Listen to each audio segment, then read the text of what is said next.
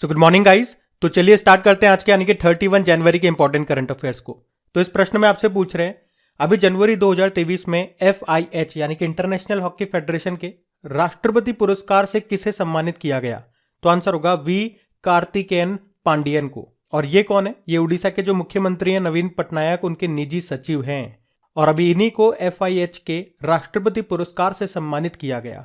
और क्यों मिला इनको ये सम्मान? तो अभी हाल ही में हुए मेंस हॉकी वर्ल्ड कप 2023 की सफलतापूर्वक मेजबानी के लिए इनको सम्मानित किया गया। मतलब अभी जो ये मेंस हॉकी वर्ल्ड कप हुए थे उसको अच्छे से ऑर्गेनाइज करने के लिए इनको ये सम्मान दिया गया। बाकी हम पढ़ ही चुके हैं मेंस हॉकी वर्ल्ड कप 2023 ये उड़ीसा में हुआ। किसने जीता? जर्मनी ने। किसको हराया? बेल्जियम को। फर्स्ट नंबर पे जर्मनी, सेकंड पे बेल्जियम, थर्ड पे नीदरलैंड रहा। कौन सा संस्करण था? 15वां संस्करण था। इंटरनेशनल हॉकी फेडरेशन की बात करोगे तो हेडक्वार्टर लुज़ेर्न स्विट्जरलैंड में है। इसके भी नए अध्यक्ष, नए प्रेसिडेंट बने थे, मोहम्मद तैयब इकराम नाम है। साथ में हॉकी इंडिया के नए प्रेसिडेंट का भी नाम याद रख लो, दिलीप तिर्की है। आप जानते हो अभी असम का जो सर्वोच्च नागरिक सम्मान है असम वैभव, ये मिला है डॉक्टर तपन सेकिया को। अभी हिंदी का साहित्य अकादमी पुरस्कार किसे मिला था? बद्री नारायण को मिला था, तुमड़ी के शब्द जो उनका काव्य है उसके लिए। और अंग्रेजी का मिला था अनुराधा रॉय को, all the lives we never lives के लिए। तो ये ध्यान रखना। बढ़ते आगे। फिर बताइए अभी हाल ही में विश्व कुष्ठ रोग दिवस कब मनाया गया? तो आंसर होगा 29 जनवरी को। तो हर साल जनवरी के अंतिम रविवार को ये वर्ल्ड लेप्रोसी डे के रूप में मनाया जाता है, जो इस बार 29 जनवरी को मनाया गया। बात करेंगे इसकी थीम क्या है? Act now and leprosy. और आप याद रखना देश से कुष्ठ रोग को खत्म करने का लक्ष्य क्या है? 2027 का है। और अगर आपसे पूछा जाए कि कुष्ठ रोग किस थेरेपी से ठीक हो सकता है तो मल्टी ड्रग थेरेपी से। और याद रखना कुष्ठ रोग का ही दूसरा नाम है हैंसन रोग। ये बैक्टीरिया से होने वाला रोग है। और कौन सा बैक्टीरिया? Mycobacterium leprae. इसी बैक्टीरिया की खोज की थी हैंसन ने, इसीलिए इस रोग को हैंसन रोग भी कहा जाता है। अच्छा, इसी तरह से कई बार एग्जाम में एक प्रश्न आता है, इमारतों का कुष्ठ रोग किसे कहा जाता है? तो आंसर होगा एसिड रेन को, अम्लीय वर्षा, जिसका पीएच मान भी पूछते हैं कई बार एग्जाम में। पीएच मान होता है 5.4। इसमें होता है सल्फ्यूरिक एसिड और नाइट्रिक एसिड। अच्छा, इंपॉर्टेंट डे वाला क्वेश्चन है, एक बार रिवाइज करते हैं। देखो, 1 जनवरी को वैश्विक परिवार दिवस मनाया, 4 जनवरी को वर्ल्ड ब्रेल डे, 6 जनवरी को युद्ध अनाथ दिवस, 9 जनवरी को प्रवासी भारतीय दिवस 17वें नंबर का था, इंदौर में आयोजन हुआ। 10 जनवरी को विश्व हिंदी दिवस, 11 जनवरी को राष्ट्रीय मानव तस्करी जागरूकता दिवस, 12 जनवरी को राष्ट्रीय युवा दिवस, 14 जनवरी को सशस्त्र बल भूतपूर्व सैनिक दिवस, 15 जनवरी को भारतीय सेना दिवस, 16 जनवरी को नेशनल स्टार्टअप डे, 23 जनवरी को पराक्रम दिवस, 24 जनवरी को एक तो अंतर्राष्ट्रीय शिक्षा दिवस और राष्ट्रीय बालिका दिवस, 25 जनवरी को एक तो नेशनल वाटर डे और राष्ट्रीय पर्यटन दिवस, 26 जनवरी को अंतर्राष्ट्रीय सीमा शुल्क दिवस, 27 जनवरी को अंतर्राष्ट्रीय प्रलय स्मरण दिवस, 28 जनवरी को डेटा गोपनीयता दिवस मनाया। और अगर आप में से कोई इस वीडियो को वेरी फर्स्ट टाइम देख रहे हैं तो आपको बता दूं, ये जनवरी खत्म हो गया तो जनवरी के जितने भी इंपॉर्टेंट डेज है उनका आपको रिवीजन करना पड़ेगा। तो रिवीजन के लिए इनका क्विज बना करके अपलोड कर दिया आपकी क्रैक एग्जाम एप्लीकेशन पे। वहां अच्छे से जाओ, इनकी प्रैक्टिस करो ताकि एग्जाम में गलती ना हो। अभी बढ़ते हैं आगे। अगला प्रश्न है, हाल ही में इंटरपोल के तीसरे यंग ग्लोबल पुलिस लीडर्स कार्यक्रम का आयोजन कहां पे किया गया? तो आंसर होगा नई दिल्ली में। तो Interpol young global police leaders programme का तीसरा संस्करण ये अभी नई दिल्ली में हुआ। और इसकी थीम क्या रही? ट्रस्ट। उद्देश्य क्या था? सार्वजनिक पुलिस के साथ साथ अंतरराष्ट्रीय पुलिस बलों के बीच विश्वास पैदा करना। और इसका आयोजन किसने करवाया? CBI ने, सेंट्रल ब्यूरो ऑफ इन्वेस्टिगेशन। देखो, इंटरपोल की बात करते हैं तो ये एक अंतरराष्ट्रीय संगठन है जो दुनिया में पुलिस सहयोग और अपराध नियंत्रण की सुविधा प्रदान करता है। स्थापना होती है इसकी 1923 में। इसकी फुल फॉर्म होती है इंटरनेशनल क्रिमिनल पुलिस ऑर्गेनाइजेशन। मुख्यालय मिलेगा आपको लियोन, फ्रांस में। और इसके प्रेसिडेंट कौन है? अहमद नासर अल रईसी, जो कि खुद यूनाइटेड अरब अमीरात से हैं। आपको याद होगा अभी 2022 में इंटरपोल की 90वीं बैठक हुई थी कहां पे? भारत में। और याद रखना 2023 में इसकी 91 नंबर की जो बैठक होगी वो कहां पे होगी? ऑस्ट्रिया की कैपिटल वियना में। इसके टोटल मेंबर कंट्रीज है 195, जिसमें भारत भी शामिल है। ध्यान रखना। बढ़ते आगे। फिर बताइए, अभी हाल ही में भुगतान की आधुनिक तकनीक T+1 सेटलमेंट सिस्टम ये कहां पे लागू किया गया? तो आंसर होगा शेयर बाजार में। तो शेयर मार्केट में T+1 सेटलमेंट सिस्टम लागू किया जा चुका है। अब आप लोग सोच रहे होंगे कि भैया ये होता क्या है? तो सिंपल शब्दों में आपको समझाता हूं। तो देखो, जब आप शेयर खरीदते हो या बेचते हो तो उसके लिए आपको चाहिए पहले तो एक डीमेट अकाउंट। अब जैसे मेरे पास रिलायंस के शेयर हैं, अब मैंने उनको आज बेच दिया। अब जब बेचूंगा तो मेरे को पैसे हाथों हाथ नहीं मिलेंगे, बल्कि वो पैसे एक दिन के बाद आएंगे, 24 घंटे के बाद। क्योंकि सेटलमेंट टाइमिंग कितना हो गया, T+1 डे। टी मतलब यहां पे हो गया टुडे, क्योंकि आज तो मैंने बेचा ही है इसको। तो आज के बाद एक दिन आप जोड़ो, 24 घंटे के बाद आएंगे। पहले ये कितना टाइम था, ये सेटलमेंट टाइम था T+2 डे, यानी कि 2 दिन के बाद, 48 घंटों के बाद आते थे। उससे पहले ये T+3 हुआ करता था, लेकिन अब ये T+1 हो गया। अब ऐसा करने से फायदा क्या होगा, इससे फायदा उन लोगों को होगा जो शेयर मार्केट का काम करते हैं। भाई जल्दी जल्दी उनके अकाउंट में पैसा आ जाएगा, फिर वो और ज़्यादा जल्दी जल्दी बेच खरीद कर सकेंगे शेयर की। इससे उनको एक तरह का इसमें मार्जिन होता है, लोन आप कह सकते हो, वो कम लेना पड़ेगा। तो सिंपल सा आप तो ध्यान रखना, आपको समझ में आ गया होगा, मैंने आपको समझाया। तो आप तो जानते ही हो भारत में शेयर मार्केट को कंट्रोल कौन करता है, सेबी कंट्रोल करता है। तो सेबी की बात करें, security and exchange board of India. देखो, इसकी स्थापना 1988 में भारत सरकार की तरफ से कर दी गई थी, लेकिन आधिकारिक तौर पर सेबी को कानूनी मान्यता मिली थी 1992 में। और 1992 से याद आएगा, भारत में प्रोजेक्ट एलिफेंट लॉन्च हुआ था। प्रोजेक्ट टाइगर 1973 का है। अच्छा, सेबी का हेडक्वार्टर मुंबई में है और इसकी पहली महिला अध्यक्ष कौन बनी है, माधवीपुरी बुच। देखो, भारत में आपको 2 स्टॉक एक्सचेंज मिलेंगे, एक तो बॉम्बे स्टॉक एक्सचेंज और एक नेशनल स्टॉक एक्सचेंज। ये बॉम्बे स्टॉक एक्सचेंज एशिया का सबसे पुराना है, 1875 में स्टेब्लिश हुआ था और इसके इंडेक्स को कहा जाता है सेंसेक्स। उसी तरह से नेशनल स्टॉक एक्सचेंज आया था 1992 में। इसका जो इंडेक्स होता है उसे निफ्टी कहा जाता है। दोनों का मुख्यालय आपको वैसे मुंबई में ही मिलेगा। और अभी आपको बता दूं, दोनों के नए अपॉइंटमेंट भी हुए हैं एमडीसीओ के। बॉम्बे स्टॉक एक्सचेंज के एमडीसीओ बने थे सुंदर रमन राममूर्ति और नेशनल स्टॉक एक्सचेंज के बने हैं आशीष कुमार चौहान। यहाँ पे आशीष कुमार चौहान बोल रहा हूं मैं, अनिल चौहान नहीं बोल रहा हूं, क्योंकि अनिल चौहान ये अभी दूसरे नंबर के सीडीएस बने थे, ध्यान रखना। ये सारे पॉइंट्स ध्यान रखना, बढ़ते आगे। फिर बताइए, अभी महानदी कोल फील्ड इसने कहां चंद्रशेखर आजाद इको पार्क और कोयला संग्रहालय का निर्माण किया, तो आंसर होगा उड़ीसा में। तो चंद्रशेखर आजाद इको पार्क और कोयला संग्रहालय, इसको उड़ीसा में स्थापित किया गया है। किसने बनाया, महानदी कोल फील्ड के द्वारा इसको बनाया गया। एक्चुअली में आपको याद होगा और देखा भी होगा, कोयले की खानें होती है, खानों के अंदर से खदान कर करके, खुदाई कर करके हम कोयला निकालते हैं। लेकिन वहां से कोयला निकालते निकालते एक समय ऐसा आता है जब कोयला खत्म हो जाता है, फिर जो माइंस है, जो खदान है, वो खाली हो जाती है, सूनी बंद पड़ी रहती है, बेकार हो जाती है। तो इन्होंने क्या किया, उसी में से एक माइंस को, एक खदान को संग्रहालय के रूप में विकसित कर दिया। वहां पे थोड़ी बहुत हरियाली कर दी, कैफे वगैरह खोल दिए, चिल्ड्रन पार्क लगा दिए, और खानों में, माइंस में जो मशीनरी यूज होती है उनको भी मॉडल के रूप में रखा गया है, ताकि लोग आकर के देखें कि कैसे कैसे काम होता है। मतलब एक म्यूजियम की तरह बनाया है। तो कहाँ पे बनाया है, उड़ीसा में। किसने, महानदी कोल फील्ड ने। आप जानते हो भारत का सबसे लंबा बांध हीराकुड डैम आपको उड़ीसा में ही मिलेगा, महानदी पर। वैसे हमारे कोयला मंत्री कौन है, प्रहलाद जोशी हैं।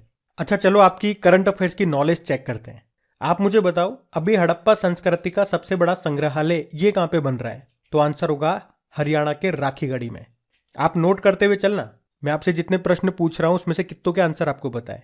दूसरा प्रश्न है, अभी इसरो ने किस नाम से अपना पहला वर्चुअल स्पेस म्यूजियम लॉन्च किया था, तो आंसर होगा स्पार्क नाम से। आपको पता है देश का पहला फिश म्यूजियम कहां पे बनेगा, अरुणाचल प्रदेश में।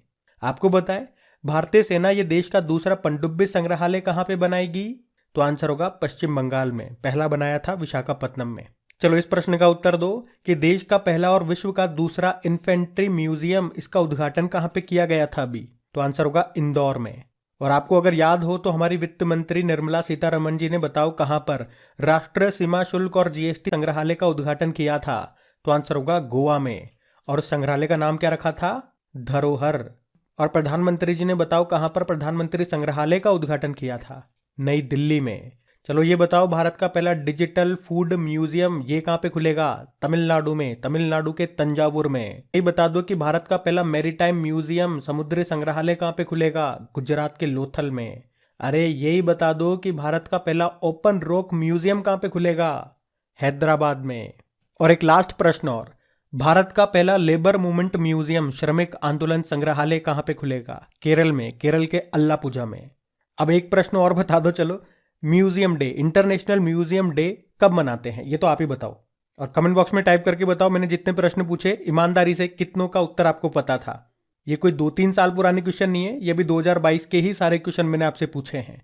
मतलब यूं समझ लो इस एक क्वेश्चन में मैंने 2022 के जितने भी संग्रहालय वाले म्यूजियम से रिलेटेड प्रश्न थे वो आपको यहीं पे कवर करवा दिए। अभी एक्चुअली में होता क्या है, दूसरे यूट्यूब चैनल्स को आप लोग देखते होंगे, अभी वो इसी का एक अलग से वीडियो बना करके डाल देंगे, थोड़ा मिर्ची मसाला और डाल देंगे इसमें वीडियो ताकि थोड़ा सा लंबा बन जाए, और लिख देंगे 2022 के सभी महत्वपूर्ण म्यूजियम संग्रहालय। और मेरा बस यही है, मैं नहीं कर पाता हूँ क्योंकि इतना टाइम मेरे पास होता नहीं है, क्योंकि बड़े बड़े वो चैनल्स हैं उनके पास टीम होती है सब काम करने के लिए, और मेरे पास सारा टाइम एक में ही चल जाता है। इसीलिए मैं करंट अफेयर्स में सब कुछ जो भी करना होता है वो सब यहीं कर देता हूँ। आपका पूरा रिवीजन एक क्वेश्चन में करा दूंगा सब कुछ। तो जिस तरह से आप उनके वीडियोस को प्यार देते हो, प्लीज थोड़ा प्यार हमारे वीडियोस के लिए भी रखो। चलो आज देखते हैं हमारे इस वीडियो को आप लोगों की तरफ से कितने लाइक्स मिलते हैं और कितने लोग इसको शेयर करते हैं। अभी हम बढ़ते हैं आगे। फिर बताइए देश के 7वें राष्ट्रीय फॉरेंसिक विज्ञान विश्वविद्यालय की आधारशिला कहां पे रखी गई? तो आंसर होगा कर्नाटक में।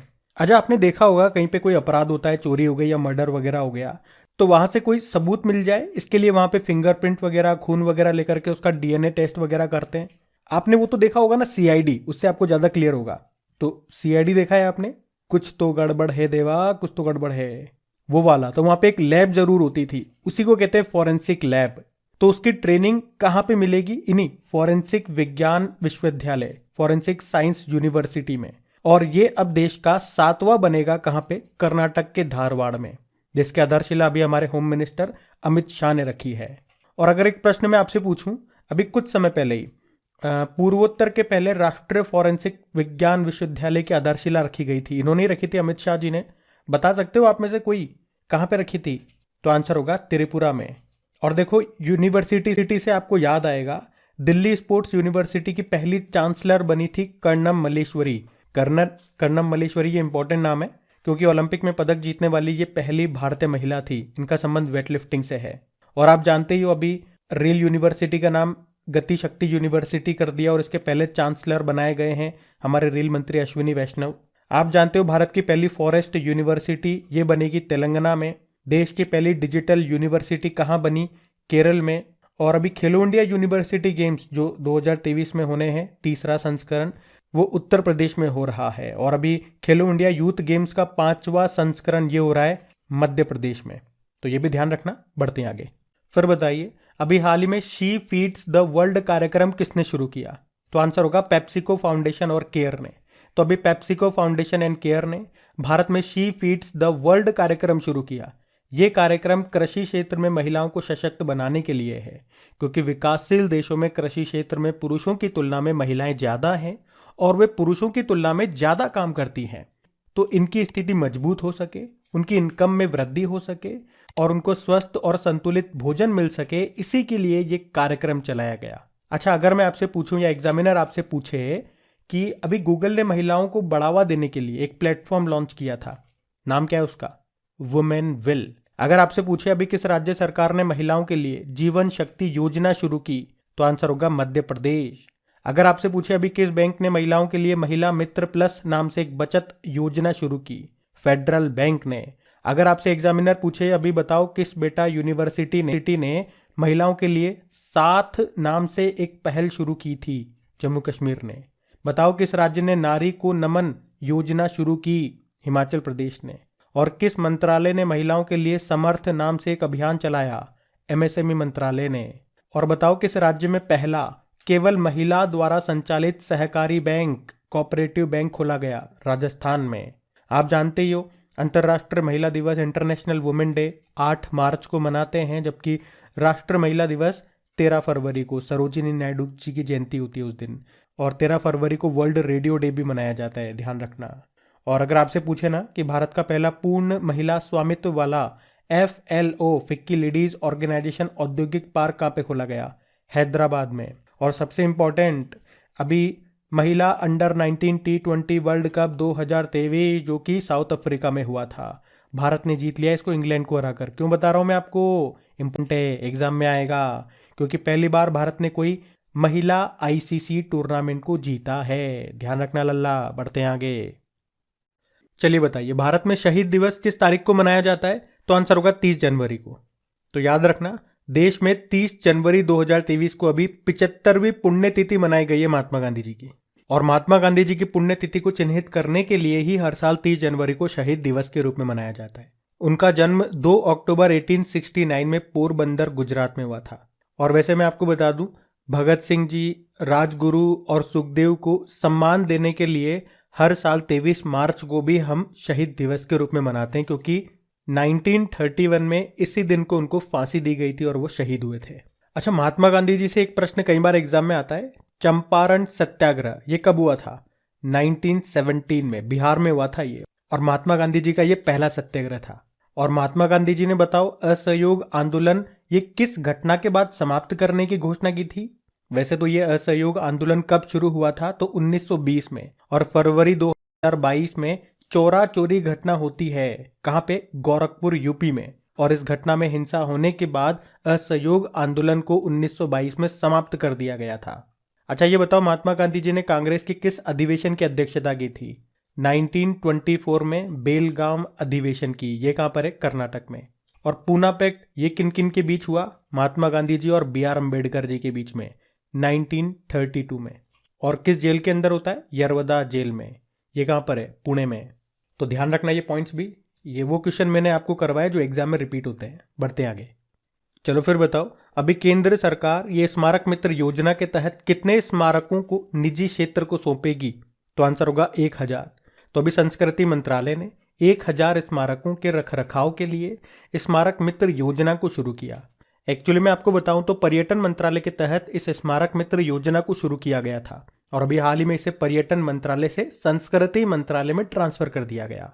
योजना का उद्देश्य क्या है? कॉरपोरेट संस्थाओं, सार्वजनिक क्षेत्र की कंपनियों या व्यक्तियों को इसे अपनाने के लिए आमंत्रित करके पूरे भारत में स्मारकों, विरासत और पर्यटन स्थलों का विकास करना। और इसी तरह से आपको याद रखना है कि रेलवे ने अमृत भारत स्टेशन योजना के तहत 1000 छोटे स्टेशनों का आधुनिकीकरण करने की योजना बनाई है। आप बता सकते हो अभी स्कूल ऑफ एमिनेंस योजना को किसने शुरू किया था? पंजाब ने। सहर्ष नाम से विशेष शिक्षा कार्यक्रम किसने शुरू किया था? त्रिपुरा ने। और याद रखना, खाद्य सुरक्षा योजना का नाम बदल के प्रधानमंत्री गरीब कल्याण अन्न योजना कर दिया गया। अब हम कल के करंट अफेयर्स का क्विक रिवीजन करते हैं। तो कल आपसे पूछा गया था कि ऑस्ट्रेलियन ओपन 2023 में मेन सिंगल का टाइटल किसने जीता? तो आंसर होगा नोवाक जोकोविच ने। ये सर्बिया से हैं। और वुमेन सिंगल का टाइटल किसने जीता था? आर्यना सबालेंका ने। वो बेलारूस की हैं। फिर आपसे पूछा महिला अंडर 19 T20 विश्व कप का खिताब किसने जीता? भारत ने जीता। इंग्लैंड को हराया। कहां हुआ था? साउथ अफ्रीका में। फिर आपसे पूछा पुरुष हॉकी विश्व कप 2023 का खिताब किसने जीता? जर्मनी ने। किससे हराया? बेल्जियम को। कहां हुआ था? उड़ीसा में। फिर आपसे पूछा चेक रिपब्लिक के राष्ट्रपति कौन बने? पेट्र पावेल बने। फिर आपसे पूछा गया कि तीसरा वार्षिक ऑरेंज फेस्टिवल 2023 ये कहां पे मनाया गया? नागालैंड की कैपिटल कोहिमा में। फिर आपसे पूछा एनएमडीसी ने किसे अपना ब्रांड एम्बेसडर बनाया? निखत जरीन को। और फिर आपसे पूछा कि देश की पहली हरित ऊर्जा आधारित सौर पैनल निर्माण फैक्ट्री कहां पे बनेगी? उत्तराखंड में। फिर आपसे पूछा कि ऑस्ट्रेलियन ओपन 2023 में मिक्स्ड डबल का खिताब किसने जीता? राफेल माटोस और लुइसा स्टेफनी ने। ये ब्राजील के प्लेयर हैं। फिर आपसे पूछा अभी थाईलैंड में येलो बैंड डिजीज का प्रकोप देखा गया। ये किसे प्रभावित कर रहा है? समुद्री प्रवाल को। और आपसे पूछा कि विशेष धातु से बना दुनिया का सबसे बड़ा रामपुरी चाकू ये कहां पे लगाया गया? उत्तर प्रदेश में। अब हम क्या करेंगे? 2022 के टॉप 10 इंपॉर्टेंट करंट अफेयर्स का क्विक रिवीजन करेंगे। तो बताइए 27वें लेखा महानियंत्रक कौन बनी? भारती दास बनी है। कौन से नंबर की है? 27वें नंबर की है। इसे अंग्रेजी में बोलेंगे CGA, controller general of accounts. अगला प्रश्न है कि एशिया के सबसे बड़े कंप्रेस्ड बायोगैस प्लांट का उद्घाटन कहां पे किया गया? पंजाब में। पंजाब के संगरूर में। अगला प्रश्न है कि अभी अक्टूबर 2022 में किस देश ने वैश्विक युवा जलवायु शिखर सम्मेलन की मेजबानी की? बांग्लादेश ने। और अगला प्रश्न है कि अभी किसे अंतरराष्ट्रीय सौर गठबंधन इंटरनेशनल सोलर अलायंस के अध्यक्ष के रूप में फिर से चुना गया? RK सिंह को। कौन है ये? केंद्रीय ऊर्जा और नवीकरणीय ऊर्जा मंत्री है हमारे। और इंटरनेशनल सोलर अलायंस का हेडक्वार्टर गुरुग्राम में है। फिर बताइए अभी विश्व ब्लॉकचेन शिखर सम्मेलन का 22वां वैश्विक संस्करण ये कहां पे हुआ? दुबई में हुआ था। और अगला प्रश्न है कि 12वें डिफेंस एक्सपो 2022 की थीम क्या रही? Path to pride. पूछें ये कहां पे हुआ था? गुजरात के गांधीनगर में। अच्छा क्वेश्चन है ये। और अगला है कटी बिहू पर्व ये किस राज्य में मनाया गया? तो असम में मनाया जाता है बिहू पर्व। फिर अगला प्रश्न पूछ रहे हैं कि विश्व ऑस्टियोपेरेसिस दिवस जो मनाया उसकी थीम पूछ रहे हैं step up for bone health, और मनाया कब जाता है? ये 20 अक्टूबर को मनाया जाता है। हिंदी में पूछोगे थीम तो क्या है? हड्डियों के स्वास्थ्य के लिए कदम उठाएं। फिर अगला प्रश्न है अ कंफ्यूज्ड माइंड स्टोरी नाम की बुक को किसने लिखा? साहिल सेठ ने। और अगला प्रश्न पूछा कि अंडर 23 विश्व कुश्ती चैंपियनशिप में पदक जीतने वाले पहले ग्रीको रोमन पहलवान कौन बने? साजन भनवान बने। अब हम टॉप 5 स्टैटिक क्वेश्चंस का रिवीजन करेंगे। तो अब टॉप 5 स्टैटिक क्वेश्चंस को कवर करेंगे, कोशिश कर रहा पहले उत्तर करने की। तो पहला प्रश्न है जनसंख्या नियंत्रण और परिवार नियोजन भारतीय संविधान की कौन सी सूची में सूचीबद्ध है? तो आंसर होगा समवर्ती सूची। अगला प्रश्न है जिम कॉर्बेट नेशनल पार्क, ये उत्तराखंड में आपको पता है, लेकिन पूछ रहे हैं पहले इसको क्या कहा जाता था? Hailey national park. और अभी एक बार फिर इसका नाम बदल के रामगंगा नेशनल पार्क कर दिया गया क्योंकि इसमें से रामगंगा नदी निकलती है। अगला प्रश्न पूछ रहे हैं कि बर्ड मैन ऑफ इंडिया किन्हें कहा जाता है? सलीम अली को कहते हैं। अगला प्रश्न है चौरी चौरा घटना ये कब हुई थी? तो ये फरवरी 1922 में हुई थी। कहां पे हुई थी? गोरखपुर यूपी में। जिसके बाद आपने पढ़ा था कि 1922 में महात्मा गांधी जी ने असहयोग आंदोलन को बंद कर दिया। अगला प्रश्न है कि पंडित जवाहरलाल नेहरू के द्वारा प्रस्तावित उद्देश्य प्रस्ताव को संविधान सभा के द्वारा कब स्वीकार किया गया था? तो आंसर होगा 22 जनवरी 1947 को। तो ये आपके टॉप 5 स्टैटिक क्वेश्चन हो गए। अब हम पढ़ेंगे टॉप 5 साइंस के क्वेश्चन भी। और हाँ, अगर आप में से कोई स्टूडेंट इनके बारे में डिटेल में भी पढ़ना चाहते हैं कि थोड़ा बहुत डिटेल में भी हमें जानकारी मिल जाए, तो मैंने आपका उसका भी इंतजाम कर दिया। यहाँ तो नहीं बता सकता हूँ क्योंकि वीडियो फिर लेंथी हो जाएगा, क्योंकि यहाँ पे एक ही वीडियो में मैं आपको सब कुछ दे रहा हूँ। और साथ में मेरी कोशिश भी है कि कम से कम समय में दूं। और भी बड़े बड़े यूट्यूब चैनल से आपको सब कुछ दे रहे होंगे, लेकिन फिर वो समय भी उतना ही ले रहे हैं। तो अगर इनके बारे में आप डिटेल्स में पढ़ना चाहते हैं तो आप इनकी क्विज लगा लीजिए क्रिक एग्जाम एप्लीकेशन में जाकर के। वहां जब आप इनका सॉल्यूशन देखेंगे तो एक्सप्लेनेशन आपको मिल जाएगा हर किसी का, स्टैटिक क्वेश्चन वाले में भी और साइंस क्वेश्चन वाले में भी। चलो साइंस के प्रश्न देखते हैं। देखो इसमें पहला प्रश्न पूछ रहे हैं कि पटाउ सिंड्रोम में किस गुणसूत्र में असामान्यता शामिल है? तो आंसर होगा 13वें गुणसूत्र में। और इसको याद रखने की एक ट्रिक भी बनाइए कि तेरे को पटाऊंगा, देख लेना। हाँ देख लेंगे, जा अपना काम कर। अगला प्रश्न है कि मीना माता रोग किस कारण से होता है?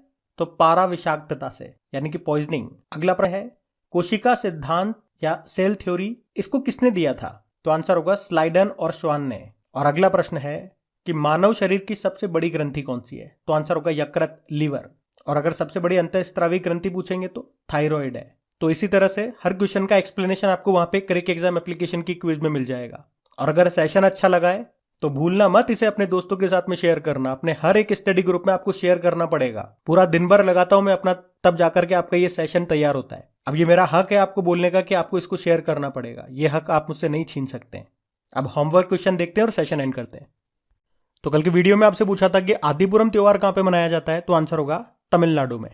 और हाँ, ये भी देख लो कि 30 जनवरी के डेली करंट अफेयर्स क्विज के रिजल्ट हमारे पास आ चुके हैं। टॉप 5 स्टूडेंट कौन रहे? तो इसमें टॉप किया है अर्पित रॉय ने, तो कॉन्ग्रेचुलेशन अर्पित। फिर निर्भय है, फिर विक्रम, रजनी और आलोक है। आप सभी को कॉन्ग्रेचुलेशन। और आपकी एक क्विज कहां पे मिलेगी? आपकी क्रिक एग्जाम एप्लीकेशन में। पीडीएफ भी आपको वहीं पे मिलेगी जिसका लिंक नीचे डिस्क्रिप्शन बॉक्स में दिया हुआ है। अब ये रहा आज का आपका होमवर्क प्रश्न।